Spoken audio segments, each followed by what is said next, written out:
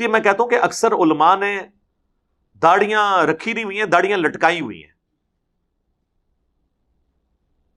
یعنی وہ ایک گیٹ اپ دینداری کا اڈاپٹ کیا ہوا ہے، اندر سے وہ اپنے فرقے کے دائی ہیں، نبی علیہ السلام کی سنت پہ عامل نہیں ہیں، اور اس امام میں سارے ننگے ہیں۔ میں آپ کو بتاؤں، آج بریلوی اگر اناؤنسمنٹ کر دینا کہ کل سے ہم ننگے سر نماز پڑھیں گے، آپ دیکھیں گے اہل حدیثوں نے پگڑیاں باندھ لینی ہیں۔ ہاں ویسے ان کو پتہ ہے پگڑی سنت ہے، جب ان کے حنفیوں سے مناظرے ہوتے ہیں تو یہ پھر مسلم شریف کی وہ حدیث پیش کرتے ہیں کہ نبی علیہ السلام نے جو ہے وہ پگڑی کے اوپر مسح کیا، تو اس سے صرف پگڑی کا مسح ثابت نہیں ہوتا، پگڑی پہننا بھی ثابت ہوتی ہے۔ لیکن وہ میں ایک پاکستان لیول کے اہل حدیث عالم ہیں، مناظر ہیں، ان کو میں سن رہا تھا، وہ اپنی پبلک کو تقریر کرتے ہوئے کہتے ہیں ویکھو نا، میں اگر ان پگڑی بننی ہوتی تو کہنا جی کو بریلوی آ گیا، ٹھیک ہے، یعنی وہ ان کو بتانا چاہ رہے تھے ایک نٹوریس چیز کے طور پہ کہ بھئی اپنی جو شناخت ہے نا، لال رومال یا جو آپ لوگوں کا گیٹ اپ ہے، اس کو رکھا کریں، ورنہ دیکھیں اگر میں پگڑی باندھ کے آتا تو آپ نے مجھے گھسنے نہیں دینا تھا۔ تو یہ میسج دے رہے تھے پگڑی والا کوئی ہماری مسجد میں نہ گھسے، یہی رزلٹ اس میں سے نکلے گا نا۔ اب جب یہ باتیں کرتے ہیں، کہتے ہیں نا کہ وہ جملہ جو بولا اس میں یہ انہوں نے کوئی نہیں کہا تھا، جملے میں جو کچھ نہیں کہا ہوتا نا وہی تو ہم ایکسپلور کرتے ہیں، اور اسی سے دنیا میں چینج آئی ہے۔ وہ نہ کہنے میں نا قیامت مضمر ہوتی ہے، باتیں اشارتاً کی جاتی ہیں لیکن اس کے اندر سے جو چیز نکل رہی ہوتی ہے نا وہ بہت گہری ہوتی ہے۔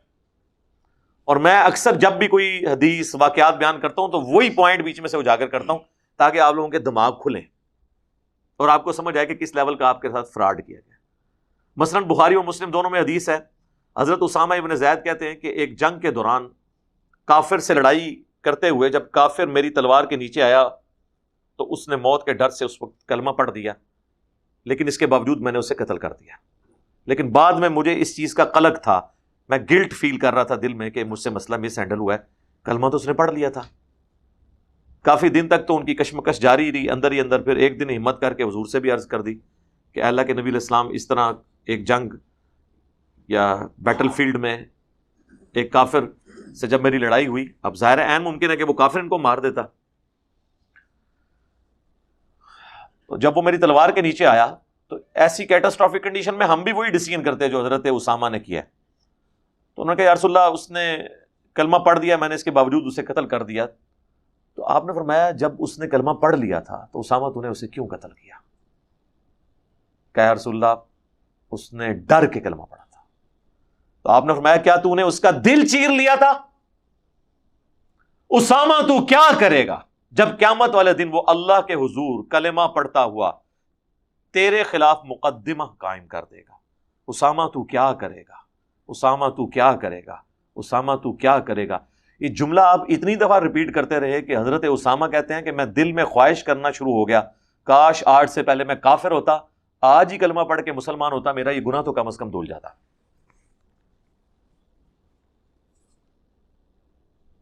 تو نبی علیہ السلام نے بینیفٹ آف ڈاؤٹ بھی نہیں دیا اس مسئلے میں۔ یہاں لوگ مسلمان کو قتل کر دیتا ہے، ایک کلمہ پڑھنے والا اپنی جنت پکی کرنے کے لیے دوسرے کلمہ پڑھنے والے کو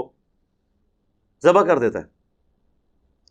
اچھا یہ حدیث تو صدیوں سے کتابوں میں لکھی ہوئی تھی، کبھی کبھار کوئی بیان بھی کر دیتا ہوگا، لیکن اس کے اندر جو چھپے ہوئے راز ہیں وہ تو میں نے اشکار کیے ہیں نا آ کے، کہ حضرت اسامہ سے جب نبی علیہ السلام نے یہ کہا کہ تو نے دل چیر لیا تھا تو حضرت اسامہ کو چاہیے تھا کہ وہ کہتے کہ یا رسول اللہ غوث، کتب، ابدال، عام پیر بھی اپنے مریدوں کے دل کے حال جانتے ہیں، اور میں تو بڑا اولو العزم صحابی ہوں،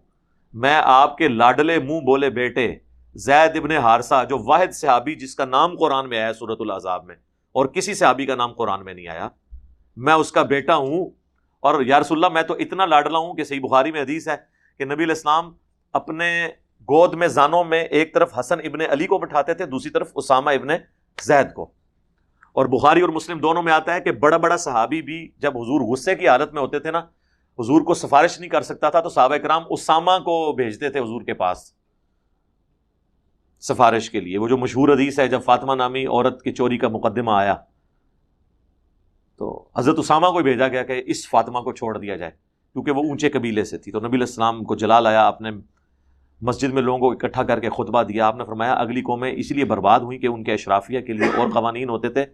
اور غریب لوگوں کے لیے. اور اللہ کی قسم اگر میری بیٹی فاطمہ بھی چوری کرتی تو میں بھی اس کے ہاتھ کٹوا دیتا. تو وہاں پہ بھی سفارش حضرت اسامہ سے کروائی گئی. تو انہوں نے کہا, یہ نہیں آگے سے کہا یا رسول اللہ جب میں اتنا اولو العزم صحابی ہوں, ایک عام صحابی کے بھی گھوڑے کے ٹخنوں سے جو خاک اڑتی ہے, یہ جو کہانی ایک بنائی ہوئی ہے انہوں نے, اور وہ اس کے گھوڑے کے نتنوں میں بیٹھتی ہے,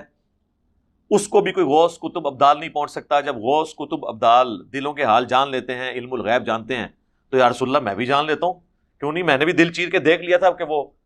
اندر سے نہیں پڑھ رہا تھا. تو یہ جو ہیڈن ٹروتھ ہے نا, جب یہ میں کرتا ہوں نا تو ظاہر ہے سارے بزرگ فارغ ہو جاتے ہیں, سارے کلیم فارغ ہو جاتے ہیں ان کے. وہ پھر کہتے ہیں یہ علی خود سے بیچ میں باتیں لگاتا ہے, خود سے نہیں لگاتا. اسی کو یہ جو آپ کو کہتا ہے نا فک یہی ہے جو قرآن میں آیا نا, تدبر کرو. اور مسلم شریف میں حدیث ہے اللہ نے مجھے جوامع کلمات کے ساتھ بھیجا ہے. میں مختصر گفتگو کرتا ہوں لیکن اس کے معنی بڑے ڈیپ ہوتے ہیں. وہ ڈیپ معنی پھر ایکسپلور کرنے ہوتے ہیں نا آپ نے, اور پھر ان کو ایکسپلور کرنے کا جب ہی فائدہ ہے کہ جب آپ دور حاضر کے جو بڑے بڑے فتنے ان کو ایڈریس کریں. اور جب آپ وہ ایڈریس کریں گے تو ظاہر ہے کہ پھر جن جن کے مفادات پہ ضرب پڑے گی, یا چلے میں کہتا نہیں ہوں, ویسے بنتا یہاں پہ ہے کہ جن جن کی دم پہ پاؤں آئے گا تو سر وہ تو چیخیں گے, پھر وہ کہیں گے اے کتنے لکھے ایسی بچ یہ بچ لکھے ایسی کٹ لے اللہ فضل.